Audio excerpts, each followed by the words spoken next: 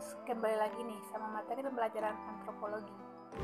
Pada serial kuliah kali ini, kita akan membahas mengenai kebudayaan. Konsepsi kebudayaan dalam antropologi menjadi salah satu gagasan yang paling penting dan berpengaruh dalam pemikiran abad ke-20. Namun, pakar abad ke-19 menggunakan konsep kebudayaan ke dalam berbagai bidang pemikiran. Secara harfiah, budaya berasal dari bahasa Latin yaitu colore, yakni mengelola, mengerjakan, terutama mengerjakan tanah atau bertani. Dalam arti tersebut, kemudian berkembang menjadi kultur yang berarti segala daya dan usaha manusia untuk merubah alam. Dalam bahasa Sanskerta, budaya berasal dari kata budaya, yaitu bentuk jamak dari budi, diartikan sebagai hal-hal yang berkaitan dengan budi dan akal manusia. Berikut ini, aku akan memaparkan beberapa mengenai definisi kebudayaan. Pertama, dari Bapak Antropologi Indonesia, Kwencaraningrat. Menurutnya, kebudayaan adalah keseluruhan sistem gagasan, tindakan, dan hasil karya manusia dengan cara belajar. Kedua, Edward Burnett Taylor.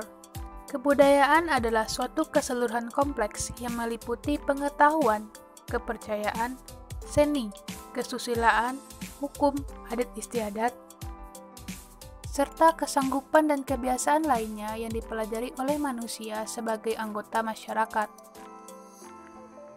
Terakhir, William A. Haviland. Kebudayaan adalah seperangkat peraturan dan standar yang apabila dipenuhi oleh para anggota masyarakat,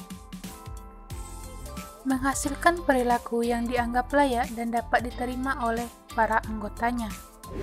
Kwencaraningrat membedakan 3 wujud kebudayaan, yakni ide, aktivitas, dan hasil karya. Pertama, wujud kebudayaan sebagai suatu susunan dari ide, gagasan, nilai, norma, peraturan, dan sebagainya. Kedua, wujud kebudayaan sebagai suatu kompleks aktivitas serta tindakan berpola dari manusia dalam kehidupan bermasyarakat.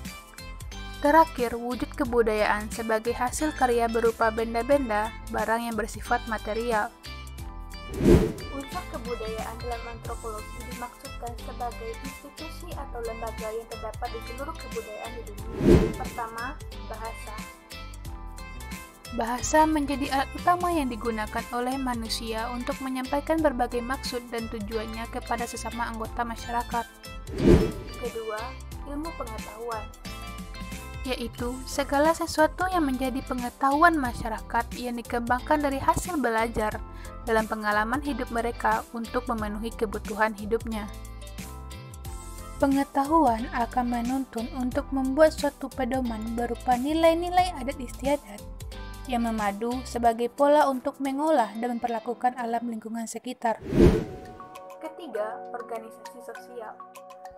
Unsur ini menjadi usaha antropologi untuk memahami bagaimana manusia membentuk masyarakat melalui berbagai kelompok sosial.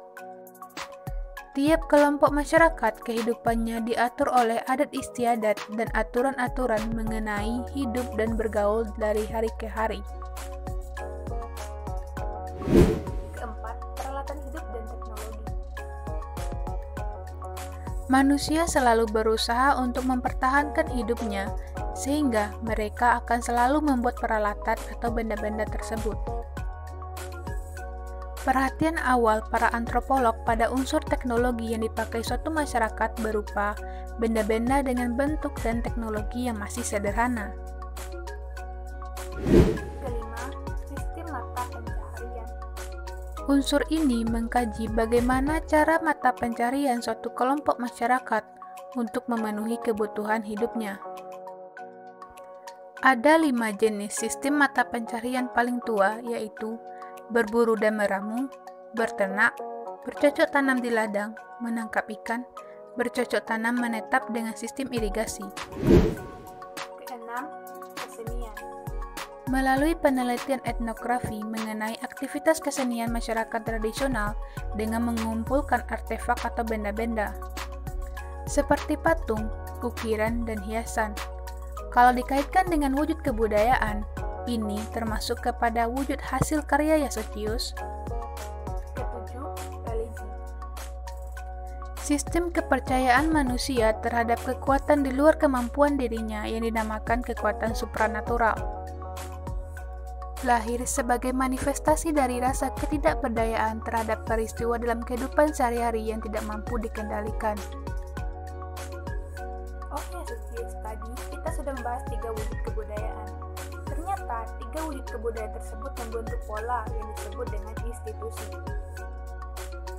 Quentin-Running-Grad mengklasifikasikan 8 institusi. Pertama, institusi yang memenuhi kebutuhan kekerabatan, disebut kinship atau domestic institution. Kedua, institusi yang memenuhi kebutuhan pencarian hidup, memproduksi dan mendistribusikan, disebut economic institution. Ketiga, institusi untuk memenuhi kebutuhan akan pendidikan, disebut educational institution. Keempat, institusi untuk memenuhi kebutuhan ilmiah menyelami alam semesta yakni scientific institution.